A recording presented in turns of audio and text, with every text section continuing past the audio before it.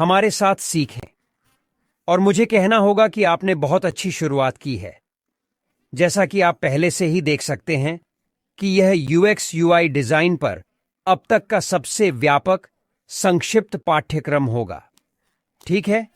और आप एक विशेषज्ञ डिजाइनर बनने जा रहे हैं, यूआई यूएक्स डिजाइन और बहुत कुछ में विशेषज्ञ।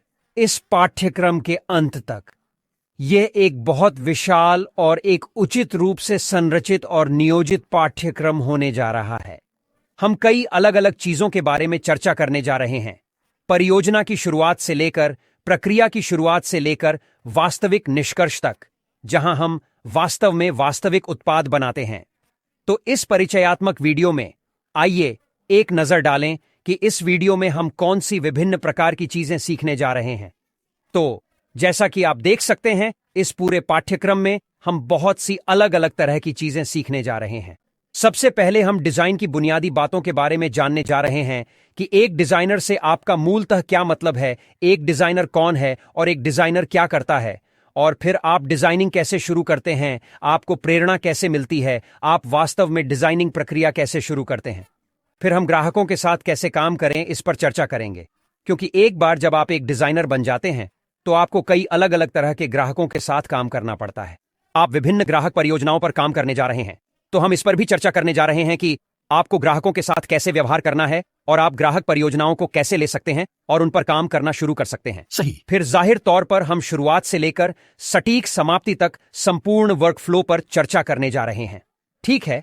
तो हम स्केचिंग से शुरुआत करने जा रहे हैं, जो मूल रूप से प्रत्येक डिजाइन वर्कफ्लो में पहला कदम है, जहां आप वास्तव में कच्चे स्केच बनाना शुरू करते हैं, जहां आप वास्तव में उन सभी विचारों को शामिल करते हैं जो आपको मिले हैं, सभी प्रेरणाएं जो आपको मिली हैं और सभी फीडबैक और सभी निर्देश जो आपको अपने ग्राहकों से प्राप्त हुए हैं।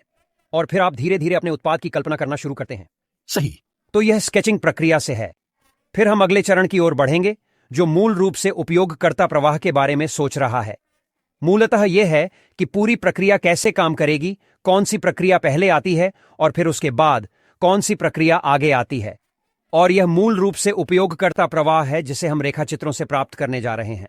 सही। और फिर हम साइट मैप में कूदने जा रहे हैं, जहां हम वास्तविक उत्पाद के लिए साइट मैप डिजाइन करने जा रहे हैं, जहां हम एक पदानुक्रमित पेड़ या पदानुक्रमित ग्राफ डिजाइन करेंगे, ताकि हमें वास्तव में स्पष्ट विचार मिल सके कि कौन सी प्रक्रिया या कौन सी स्क्रीन या कौन सा राज्य कहां जाता है।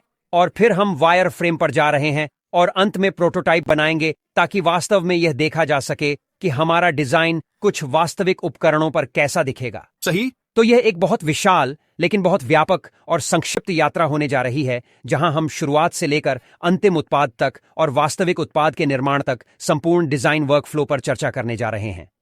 सही। हम उपयोगकर्ता अनुभव, उपयोगकर्ता यात्रा, आप अपने ग्राहकों के लिए अधिक संपूर्ण और आकर्षक अनुभव कैसे बना सकते हैं के बारे में चर्चा करने जा रहे हैं। फिर हम फीडबैक के बारे में चर्चा करने जा रहे हैं कि आपको कुछ रचनात्मक फीडबैक कैसे मिलते हैं, और फिर आप शुरुआत करने के लिए उन फीडबैक का उपयोग कैसे करते हैं और अपने उत्पाद को और भी बेहतर बनाते हैं।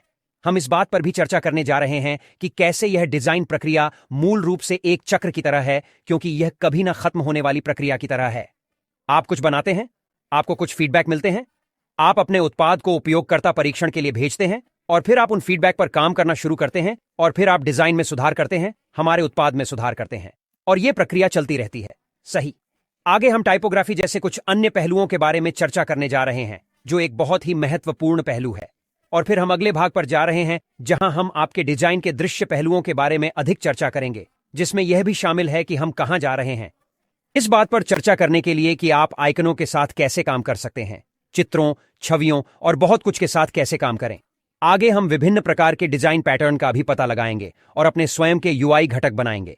हम विभिन्न यूआई घटकों के निर्माण, उनका उपयोग कैसे करें, उन्हें कैसे संशोधित करें, इस पर गौर करने जा रहे हैं। और फिर निश्चित रूप से हम कुछ मोबाइल अनुकूल डिवाइस बनाने के बारे में चर्चा करने जा रहे हैं, क्योंकि आज 2021 में हर कोई वास्तव में ऐसे उत्पादों की तलाश में है जो हर स्क्रीन साइज पर अच्छा काम करें। हम सभी वास्तव में रिस्पॉन्सिव डिजाइन चाहते हैं, जो न केवल डेस्कटॉप या लैपटॉप जैसे बड़े स्क्रीन डिवाइस पर अच्छी तरह से काम करते हैं, बल्कि मोबाइल स्क्रीन डिवाइस या टैबलेट पर भी पूरी तरह से फिट होते हैं, ताकि दुनिया भर के लोग उन तक बहुत आसानी से पहुंच सकें। फिर हम सीधे अधिक दिलचस्प भागों पर जा रहे हैं जो वास्तव में हमारे डिजाइन को ग्राहकों के लिए अधिक गतिशील और दिलचस्प बनाते हैं। और वह मोशन एनिमेशन और वे सूक्ष्म सूक्ष्म इंटरैक्शन हैं जो उपयोगकर्ता के अनुभव को बड़े स्तर तक बढ़ा देंगे। फिर हम इस बारे में चर्चा करने जा रहे हैं कि हम अपनी स्वयं की डिजाइन प्रणालियां कैसे बनाएं, जहां हम अपने स्वयं के टाइपफेस, अपना स्वयं का ब्रांड, रंग किट और सब कुछ बनाएंगे। और अब तक हम इस पाठ्यक्रम के मध्य बिंदु तक पहुंच चुके होंगे जहां हम पहले ही डिजाइन प्रक्रिया या डिजाइन चरणों के बारे में बहुत कुछ सीख चुके होंगे। और अब हम वास्तव में यह देखने के लिए तैयार हैं कि हमने जो डिजाइन बनाए हैं उन्हें डेवलपर को कैसे सौंपें। तो यह मूल रूप से वह चरण है जब आप परियोजना को सौंप देते हैं और यह डिजाइनर से डेवलपर के सक्षम हाथों में चला जाता है। हम अपने स्वयं के स्टार्टअप के लिए अपना स्वयं का लैंडिंग पृष्ठ बना रहे होंगे। और उसके बाद अंतिम भागों में हम सीखेंगे कि HTML, CSS बूटस्ट्रैप में कैसे कोड किया जाए, और हम सीखेंगे CSS ग्रिड और लेआउट के बारे में भी जानें।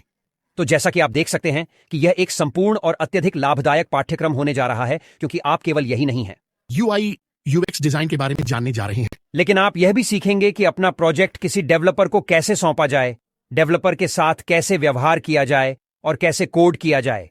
इसलिए हम न केवल डिजाइन अनुभागों को कवर करने जा रहे हैं, बल्कि हम आपको यह भी सिखाएंगे कि आप HTML, CSS बूटस्ट्रैप में कैसे कोड कर सकते हैं और स्क्रैच से अपनी खुद की वेबसाइट बना सकते हैं। तो इस पाठ्यक्रम के लिए हम जिन उपकरणों का उपयोग करेंगे उनमें पहला है फिग्मा, बिल्कुल अद्भुत उपकरण जो पूरी तरह से मुफ्त उपकरण है।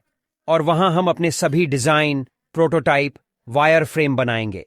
सही। और स्केचिंग के लिए या तो आप बस अपने रफ पेन और कागज के साथ बैठ सकते हैं, या शायद कुछ ऑनलाइन टूल का उपयोग कर सकते हैं जहां आप स्केच कर सकते हैं, जैसे मैंने इस उद्देश्य के लिए MS पेंट का उपयोग किया है। और अंत में अंतिम खंडों के लिए जहां हम कोडिंग के बारे में सीखने जा रहे हैं। और शुरुआत से अपनी खुद की वेबसाइट कैसे बनाएं, हम विजुअल स्टूडियो कोड के साथ काम करेंगे जो एक उत्कृष्ट IDE है। और मैंने आपको शुरू से ही इस विशेष विचार के लिए संपूर्ण इंस्टॉलेशन प्रक्रियाएं, सेटअप प्रक्रियाएं दिखाई हैं। इसलिए मुझे आशा है कि आप भी उतने ही उत्साहित हैं जितना मैं हूं, और आप इस अद्भुत, व्यापक पाठ्यक्रम को शुरू करने के लिए इंतजार नहीं कर सकते जो आपको मिलने वाला है। तो बिना किसी देरी के चलिए शुरू करते हैं।